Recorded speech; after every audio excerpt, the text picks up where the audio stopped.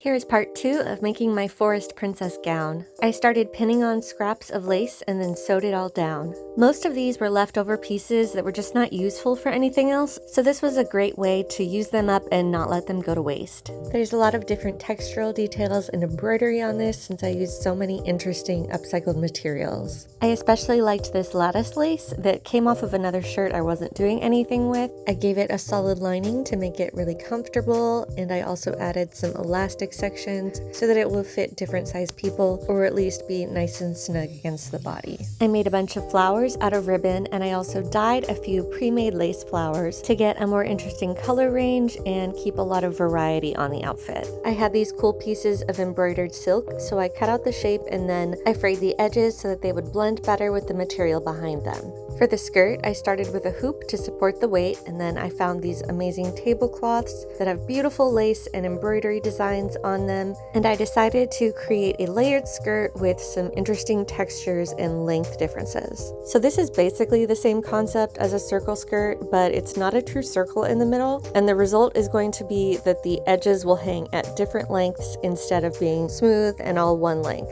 The tablecloth itself is also a rectangle, which means that it's going to have some interesting corners and things hanging at different lengths, and that is just something I want to play around with, and I'm kind of winging it as I go.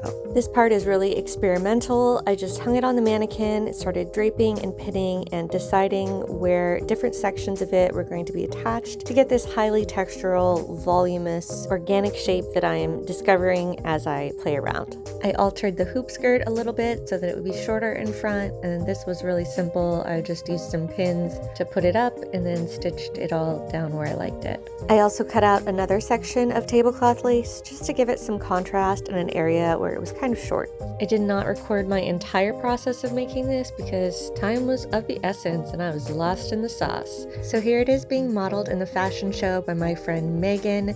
She did an absolutely phenomenal job, and I feel like she just completely sold it and worked it on the runway. I love how all of the layers and shapes of the dress move together. There's at least 3 different layers of skirts, plus the veils and some additional draping bits around the sleeves. The glove type things are a separate piece that I think also really complement the look, and Megan made her own necklace and tights for this outfit. I think she just did a phenomenal job of complementing the aesthetic I was going for. She is carrying this flower lantern that I made a couple years ago for an elf outfit, and that is made out of wool and silk that's wet felted together and was perfect for this show. Altogether, I'm really happy with how this work turned out, and I think it's one of the most beautiful things I've ever made. Thanks for watching, and I can't wait for my next fashion show.